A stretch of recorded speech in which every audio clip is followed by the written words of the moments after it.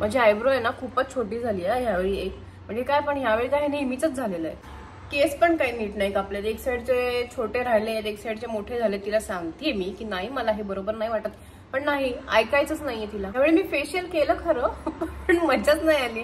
तिने फेशियल केलं की घासलाय चेहऱ्याला तेच कळलं नाही मला. यावेळी मी फेशियल करायला गेले होते तिच्याकडे, पण मला रॅश आली. समजत नाही असं का होतंय, काय कळत नाही, काय करावं याला समजतच नाहीये. अरे मी त्या सलॉन मध्ये गेले होते, पण तिथला स्टाफ बिलकुल चांगला नाहीये, म्हणजे फ्रेंडलीच नाहीये. म्हणजे एवढा उद्धट आहे की म्हणजे मी रेकमेंड नाही करणार तुम्हाला तिथे जाण्यासाठी. म्हणजे बिलकुल गरजच नाही. आपण कशासाठी जातो आणि हे असे वागतात आपल्याबरोबर, तर मग मजा नाही येत ना यार. आपण काय फुकट थोडी जातोय. मी गेले होते रिलॅक्स होण्यासाठी, मस्त छान म्हटलं फेशियल वगैरे करून घ्यावं आणि मस्त रिलॅक्स व्हावं. तर मला हिचीच बडबड तिथे ऐकत बसायला लागली. अशा एक ना अनेक तक्रारी तुमच्या बरोबर पण होत असतील की तुम्ही कुठल्या पार्लरमध्ये गेलात आणि घरी आल्यावरती तुम्ही सॅटिस्फाय नाहीये, त्यामुळे तुम्ही अशा कंप्लेंट भरपूर करत असणार, कधी ना कधी केल्या असतील. तर हा व्हिडिओ तुमच्यासाठी आहे.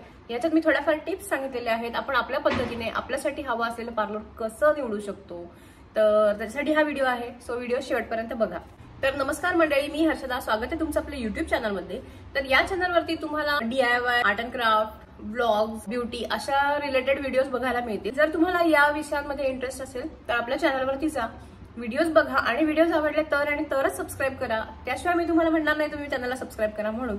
सो आपण व्हिडिओला स्टार्ट करूया. माझ्या मते सगळ्यात मोठा प्रश्न हा आहे माझ्यासाठी की मी एखाद्या पार्लरमध्ये चालली, एखाद्या पार्लरमध्ये ट्रीटमेंट घ्यायला चालली, तर ते पार्लर माझ्यासाठी योग्य आहे की नाही हे मी कसं बघणार बाबा. कारण ते प्रोफेशनल्स कडून हँडल होत आहे की नाही हे पण बघणं महत्वाचं आहे. कारण माझी ही बॉडी आहे, मी हिच्यावर प्रेम करते आणि मी असं सहजासहजी कोणाच्याही स्वाधीन नाही होऊ शकत ना. म्हणजे माझा असं म्हणण्याचा अर्थ असा आहे की आपण एखादी ट्रीटमेंट घ्यायला गेलो, फॉर एक्झाम्पल आयब्रोज, तर आपण आयब्रो करायला गेलो तर आपण सरळ जाऊन चेअरवरती बसतो आणि म्हणतो मला आयब्रोज करायच्यात आणि आपण सरळ त्यांच्या स्वाधीन होतो की बाबा आता तुम्ही आहात काय जे करणार आहात ते. आपण एवढा ट्रस्ट ठेवतो, तर मग आपण ते सगळं चेक करणं महत्वाचं आहे ना की बाबा मी या पार्लरमध्ये चालली किंवा सलॉनमध्ये चालली तर ते माझ्यासाठी योग्य आहे की नाही. तर सलॉनमध्ये किंवा ब्युटी पार्लरमध्ये आपण ट्रीटमेंट घ्यायला जातो, तर त्यासाठी काय प्रिकॉशन घ्यावे बाबा, ते पार्लर कसं असावं, ते सलॉन कसं असावं, यासाठी पुढे काही पॉईंट्स मांडलेले आहेत. तर ते पॉईंट्स आपण बघूयात. Point number 1, reputation. तर सगळ्यात महत्वाचा पार्ट आहे हा की त्या पार्लरचं रेप्युटेशन कसं आहे किंवा त्या सलॉनचं रेप्युटेशन कसं आहे हे चेक करणं. सो आजकाल सोशल मीडियावरती एक हे चांगलं झालेलं आहे की आपल्याला आपण ज्या ठिकाणी जातोय तर त्या ठिकाणच्या रिव्ह्यूज आपल्याला बघायला मिळतात. तर सगळ्यात आधी आपण त्या रिव्ह्यूज चेक करायला पाहिजे. आणि इथे एक सांगणं आहे की तुम्ही एखाद्या सलॉनमध्ये गेला, तिथला तुम्हाला एक्सपिरियन्स चांगला आला, तर नक्की नक्की नक्की सोशल मीडियावरती म्हणजे त्यांच्या साईटवर किंवा त्यांच्या पेजवरती जाऊन तुम्ही रिव्ह्यूज द्या, म्हणजे बाकीच्या लोकांनाही त्याचा खूप उपयोग होतो. आता दुसरा टाईप म्हणजे माउथ पब्लिसिटी. सलॉन लाईन मध्ये माउथ पब्लिसिटी पण खूप मॅटर करतं. माउथ टू माउथ पब्लिसिटी झाली तर ते खूप म्हणजे खूप बेस्ट असतं त्या लाईनसाठी. एखादी ट्रीटमेंट एखाद्या व्यक्तीला छान मिळाली आणि ती पुढच्या व्यक्तीला पास करते, त्या व्यक्तीला छान मिळाली तर ती पुढच्या व्यक्तीला पास करते. तर असं ज्याचं रेप्युटेशन असंही जास्त छान झालेलं असतं ना, तर तिथे पण तुम्ही नक्कीच जाऊ शकता. नंबर 2 म्हणजे सर्व्हिसेस. तर आता तुम्ही ज्या पार्लरमध्ये जाणार आहात तर तिथे तुम्हाला काय काय सर्व्हिसेस मिळतात बाबा ते बघणं पण महत्वाचं आहे. म्हणजे तुम्हाला ज्या सगळ्या सर्व्हिसेस हव्या आहेत, तुम्हाला ज्या ट्रीटमेंट हव्या आहेत त्या पार्लरमध्ये मिळतात की नाही, ते एका ठिकाणी मिळतात की नाही हे बघणं पण महत्वाचं आहे. कधी कधी काय होतं ना, तुम्ही जाता एखाद्या सलॉनमध्ये आणि तिथे गेल्यानंतर तुम्हाला कळतं की नाही ते फक्त हेअरशी रिलेटेडच ट्रीटमेंट करतात किंवा फेशियलशी रिलेटेडच ट्रीटमेंट करतात, तुम्हाला बाकीच्या सर्व्हिसेस मिळत नाहीत किंवा मेनिक्युअर पेडिक्युअर ते करतच नाही. सो हा सगळा केअर्स टाळण्यासाठी आणि तुमचा टाइम टाळण्यासाठी तुम्ही आधीच चेक करून घेतलेलं चांगलं की तिथे कुठल्या कुठल्या सर्व्हिस अवेलेबल आहेत. Point number 3, experience and qualified staff. म्हणजे तिथला जो स्टाफ आहे हा एक्सपिरियन्स असलेला पाहिजे आणि क्वालिफाईड पाहिजे. ब्युटीशी रिलेटेड जो अभ्यासक्रम असतो किंवा जो अभ्यास असतो त्याच्यात तो क्वालिफाईड पाहिजे. ते सगळं त्याचं झालेलं पाहिजे, ऍडव्हान्स सगळं झालेलं पाहिजे. याच्यासाठी म्हणते कारण आता रिसेंटलीच एक माझ्याबरोबर घटना घडली आहे की मी त्या सलॉनमध्ये गेले, मी जास्त कोणी नव्हतं, मी एकटीच होते आणि एक क्लायंट चेअरवर बसलेलं होतं, हेअर कट करत होतं. आणि ती तो जो स्टाफ होता म्हणजे ती मुलगी होती जी तिथले केस कापत होती त्यांचे, तर ती एवढा वेळ लावत होती केस कापल्याला की आपल्याला बघता क्षणी कळतं की बाबा हे क्वालिफाईड आहेत की नाहीये किंवा एक्सपिरियन्स आहे की नाही यांना. तर मग मी तिथे नाही थांबले, मला आयब्रोज करायचे होते पण मी तिथे नाही थांबले, मी निघून आले. मी सरळ तिला सांगितलं मी नंतर येते, पण मी नाही थांबले. कारण कधी कधी ना आजकाल असं झालेलं आहे की ब्रांचेस आपण स्टार्ट करतो, म्हणजे ब्रांचेस स्टार्ट करतात आणि तिथे सरळ स्टाफ ठेवून देतात आणि मेन ब्रांचमध्येच फक्त ओनर असतो आणि कधीतरी इकडे तिकडे म्हणजे दुसऱ्या ब्रांचेसमध्ये येत जात असतात. सो हे सगळं टाळण्यासाठी हे बघणं महत्वाचं आहे की तिथला जो स्टाफ आहे तो एक्सपिरियन्स आहे की नाही, क्वालिफाय आहे की नाही. Point number 4, quality products. आपण ज्या सलॉनमध्ये चाललो आहोत तिथे कोणत्या टाईपचे प्रॉडक्ट्स यूज करतात. आपल्याला प्रोडक्ट नॉलेज नसलं तरी थोडीफार आपण वरची माहिती घेऊ शकतो की आता मार्केटमध्ये सध्या कोणते प्रॉडक्ट्स चाललेत, कोणते चांगले आहेत, कोणते नाही आहेत. आणि हे नॉलेज घेणं माझ्या मते सगळ्यांसाठी मस्ट आहे. तर ते प्रॉडक्ट चेक करणं आपली जबाबदारी आहे की कुठले प्रॉडक्ट्स वापरतात आणि कुठले नाही हे बघायला पाहिजे. कारण शेवटी आपल्या स्किनवरती ते यूज होणार आहे. सो ते नॉलेजही आपल्याला असणं गरजेचं आहे. पॉईंट नंबर 5, क्लिनलीनेस आणि हायजीन. सगळ्यात महत्वाचं आहे की आपण ज्या सलॉनमध्ये किंवा पार्लरमध्ये जातो तिथे क्लिनलीनेस किंवा हायजीन किती मेंटेन होतं ते खूप महत्वाचं आहे. कारण आता फॉर एक्झाम्पल घेऊन सांगते, एखाद्याला काहीतरी स्किन प्रॉब्लेम झालाय आणि तसंच त्याने पेडिक्युअर केलं आणि त्याच टर्ममध्ये काहीही नीट क्लिनलीनेस नाहीये, काही नाहीये आणि त्याच्यात तुम्ही पेडिक्युअर केलं तर त्याचा जो काही समहाऊ प्रॉब्लेम आहे तो तुम्हाला येऊ शकतो. किंवा दुसरं एक्झाम्पल झालं सांगायचं तर आपण आयब्रो करताना जो तो थ्रेड वापरतात, कधी कधी काही मी स्वतः बघितलेला आहे, काही पार्लरमध्ये तो जो थ्रेड आहे तो यूज करतात, तो परत त्यालाच गुंडाळून ठेवतात. नेक्स्ट टाइम आपल्याला आयब्रो करताना जो थ्रेड वापरलेला आहे तोच पुढच्याला कंटिन्यू करणार. हे चुकीचं आहे. तो कट करून नाही टाकत काही पार्लरमध्ये. मी स्वतः बघितलेलं आहे म्हणून मी तुम्हाला एवढं ठामपणे सांगू शकते. अजून एक मुद्दा सांगायचा झालाच तर वॅक्स. तर आपण जेव्हा सलॉनमध्ये वॅक्सची ट्रीटमेंट घ्यायला जातो किंवा वॅक्सची सर्व्हिस घ्यायला जातो वॅक्सिंग रिलेटेड, तर तिथे एस्पेशली अंडरआर्म्स करताना तुमचा डिस्पोजेबल स्पॅच्युला यूज होतोय की नाही तर ते तुम्ही बघणं भाग आहे. किंवा ती जी व्यक्ती तुम्हाला ती सर्व्हिस देते तर तिनेही काळजी घेणं भाग आहे की आपण अंडरआर्म्स करताना डिस्पोजेबल स्पॅच्युला वापरणं महत्वाचं आहे. याच्या मागचं कारण म्हणजे जेव्हा आपण अंडरआर्म्स करतो तेव्हा स्किन ओढली जाते आणि तिथली स्किन जी आहे ती नाजूक असते. सो तिथे ब्लड येण्याचे चान्सेस असतात आणि जर ब्लड आलं आणि आपला रेग्युलर स्पॅच्युला त्याच्याशी कॉन्टॅक्टमध्ये आला आणि तो स्पॅच्युला परत वॅक्समध्ये डीप केला गेला तर किती प्रॉब्लेम होऊ शकतात हे तुम्हाला माहिती आहे. कारण ब्लडशी रिलेटेड किती डिसीजेस असतात हे तुम्हाला सांगायची वेगळी गरज नाही. सो प्लीज प्लीज प्लीज तुम्ही स्वतः कन्फर्म करा की अंडरआर्म्स करताना, एस्पेशली अंडरआर्म्स करताना वुडन स्पॅच्युला किंवा डिस्पोजेबल स्पॅच्युला वापरला जातोय की नाही आणि तोच स्पॅच्युला परत त्या वॅक्समध्ये रिपीट नाही होता कामा. सो हे बघणं पण महत्वाचं आहे. त्याच्यासाठी क्लिनलीनेस महत्वाचं आहे आणि हे सगळं ऍडव्हान्स कोर्सेसमध्ये सांगितलं जातं किंवा शिकवलं जातं. त्याच्यासाठी क्वालिफिकेशन पण बघणं महत्वाचं आहे. Point number 6, pricing. आजकाल काय झालंय ना, प्रत्येक एरियानुसार पार्लरमध्ये प्राइस जी आहे ती डिफरन्शिएट होते. म्हणजे काही ठिकाणी जास्त असते, काही ठिकाणी कमी असते.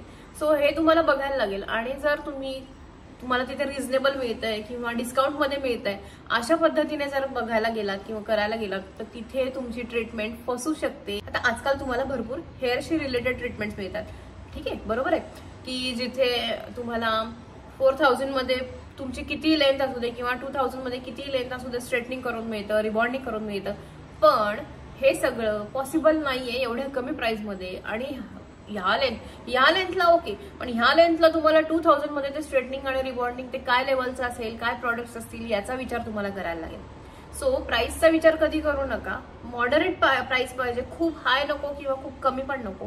कारण कधी कधी असं होतं की आपण कमी प्राइस आहे असं बघायला जातो आणि प्रॉडक्ट्स तिथे कमी क्वालिटीचे वापरले जातात, क्वालिटी चांगली नसते प्रॉडक्टची. सो प्राइसची तुम्ही कधीच कॉम्प्रोमाइज करू नका. मॉडरेट असू देत, तुमच्या खिशाला परवडणारी असू देत. प्राइस रिलेटेडच बोलायचं झालं तर कधी कधी काही ठिकाणी, मी सगळ्या ठिकाणी नाही म्हणते, कधी कधी काही ठिकाणी क्लायंट बघून, क्लायंटचा चेहरा बघून, क्लायंटचा अवतार बघून त्याच्याकडून पैसे किती घ्यावेत हे ठरवतात. सो ज्या ठिकाणी तुम्ही ट्रीटमेंट घ्यायला जाणार आहात तिथे प्राइस कार्ड, म्हणजे एक साईडला त्यांच्या सर्व्हिसेस आणि एक साईडला प्राइस असं जे कार्ड असतं ते बघून ते असेल त्या ठिकाणी जाणं प्रेफर करा. पॉईंट नंबर 7, लोकेशन आणि ऍक्सेसिबिलिटी. लोकेशनचं मी याच्यासाठी म्हणते की आपण ज्या ठिकाणी पार्लर आपलं चूज करणार आहोत जायचं तर ते शांत ठिकाणी पाहिजे, ना की मेन रोडवर. आणि जवळ ऍक्सेस असलेलं मी याच्यासाठी म्हणते की आपण एखादी ट्रीटमेंट घेतो, वॅक्सिंग म्हणा किंवा फेशियलशी रिलेटेड म्हणा, तर आपली स्किन जी आहे ती सेन्सिटिव्ह झालेली असते आणि ती डायरेक्ट उन्हामध्ये एक्सपोज व्हायला नको. त्याच्यामुळे आपल्या रेडनेस येऊ शकतो किंवा अजून काही वेगवेगळे स्किनशी रिलेटेड प्रॉब्लेम येऊ शकतात. तर हे सगळं टाळण्यासाठी लगेच आपल्याला ऍक्सेस पाहिजे की आपण असं बाहेर पडलो आणि असं लगेच घराच्या जवळ आपलं पार्लर असलेलं चांगलं. नंबर 8 ते म्हणजे ॲम्बियन्स. तर आपण एखाद्या पार्लरमध्ये किंवा सलॉनमध्ये ट्रीटमेंट घेण्यासाठी जातो तर तिथलं वातावरण आपल्याला कसं वाटतंय, की तो ॲम्बियन्स कसा वाटतोय, तर ते बघणं पण महत्वाचं आहे. कारण आजकाल आपण घरामध्ये पण बोलावून पार्लरच्या ट्रीटमेंट घेऊ शकतो. पण आपण तसं करत नाही, कारण आपल्याला घरातून बाहेर जाऊन थोडं घरातल्या कामांमधून बाजूला किंवा घरातल्या केऑस मधून थोडंसं बाजूला जाऊन आपला स्वतःपुरता टाइम आपल्याला मिळाला पाहिजे, शांतता, ह्या सगळ्या गोष्टी गृहीत धरून मग आपण पार्लरला जातो, राईट? तर हे सगळं आपल्याला वातावरण तिथे मिळतंय का, आपल्याला छान वाटतंय का, हे ह्या सगळ्या गोष्टी बघणंही तेवढंच महत्वाचं आहे. त्याच्यासाठी अँबियन्स बघणं हे खूप महत्वाचं आहे. Number 9, customer services. तर आता आपण कुठल्याही पार्लरमध्ये किंवा सलॉनमध्ये गेलो तर तिथे तुम्हाला बाबा त्या स्टाफ कडून कशी सर्व्हिस मिळते किंवा ओव्हरऑलच त्या पार्लर कडून किंवा ओनर कडून कशी सर्व्हिस मिळते हे बघणं पण महत्वाचं आहे. किंवा तुमच्याशी ते कसं ट्रीट करतायत बाबा, प्रोफेशनली ट्रीट करतायत का काही वेगळ्या पद्धतीने तुम्ही ट्रीट होताय. कारण कधी कधी स्टाफ हा खूप ॲरोगंट असतो, त्यांच्यात खूप ॲटिट्यूड असतो आणि मग ते तुमच्याशी नीट वागत नाहीत किंवा कधी कधी त्यांच्यामध्येच बोलणं चालू असतं की तुमची ट्रीटमेंट करतायत पण बोलतायत त्यांच्यामध्येच का ते तुमच्याशी खूप फ्रेंडली आहेत. ह्या सगळ्या गोष्टी पण बघणं महत्वाचं आहे, कारण आपण तिथे कम्फर्टेबल झालो पाहिजे, आपला कम्फर्ट झोन पण आपण बघितला पाहिजे. तर ते आपल्याला सर्व्हिस कसं देत आहेत तर हे बघणं पण खूप महत्वाचं आहे. Point number 10, personal preference. आता ह्या सगळ्या गोष्टी तुम्हाला तुमच्याच ठरवायच्या आहेत. तुमच्या मनाचा आवाज तुम्हाला ओळखायचा आहे की तुम्ही कुठल्या तुम्ही ट्रीटमेंट करायला गेलायत आणि त्या तुमच्या मनानुसार फुलफिल होत आहेत की नाही, तुमच्या मनाप्रमाणे तुम्हाला सर्व्हिस मिळाली आहे की नाही. तर हे सगळं तुम्हाला तुमच्या मनाप्रमाणे ठरवायला लागेल. त्यासाठी तुम्हाला काय करायचंय की तुम्ही एखादा समजा नवीन पार्लरमध्ये गेलात तर तिथे एकदम कुठली मोठं पॅकेज न घेता छोटंसं पॅकेज घ्या किंवा एखादी कुठली तरी स्पेसिफिक ट्रीटमेंट करून बघा छोटी, आणि त्याच्यानंतर ते तुम्हाला कसं वाटतंय, कसा एक्सपिरियन्स आला यानुसार तुम्ही मोठं पॅकेज घ्यायचं की नाही घ्यायचं ते ठरवा. तर सगळ्यात महत्वाचं म्हणजे छोटीशी गोष्ट करायची म्हणजे काय तर आयब्रो करायची. तर असं करू नका. आयब्रो ही 2-3 वेळा एक्सपिरियन्स केल्यानंतरच करा, कारण सगळ्यात महत्वाचा पार्ट आहे. जसं की मी आधी पण तुम्हाला म्हणाले होते की आयब्रो ही सगळ्यात महत्वाचा पार्ट आहे फेस मधला, कारण ती बिघडली की तुमचा फेस हे बिघडणार आहे.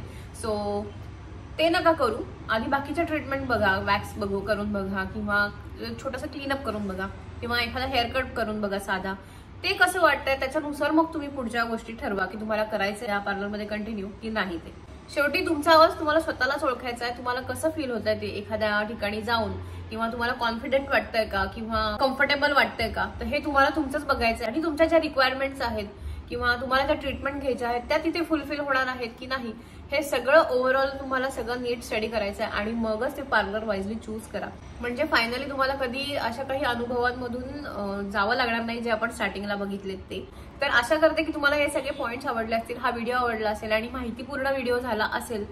जर व्हिडिओ आवडला असेल तर लाईक करा, शेअर करा आणि खाली कमेंट करायला विसरू नका. तुम्हाला तुमच्या पद्धतीने अजून काही वेगळे पॉईंट्स मांडायचे असतील तर ते सुद्धा खाली कमेंटमध्ये सांगायला विसरू नका, म्हणजे आपण सगळ्यांपर्यंत ते पोहोचवू शकतो. कारण कमेंट्स थ्रूच आपण बोलू शकतो, दुसरा काही आपल्याला ऑप्शन नाहीये बोलण्यासाठी. सो आपलं ते एक 2 वे कम्युनिकेशन छान चालू राहील. आणि तुम्ही जर मला फर्स्ट टाइम बघत असाल आणि व्हिडिओ आवडला असेल तर आपल्या चॅनलच्या पेजवर जा, तिथले व्हिडिओज बघा.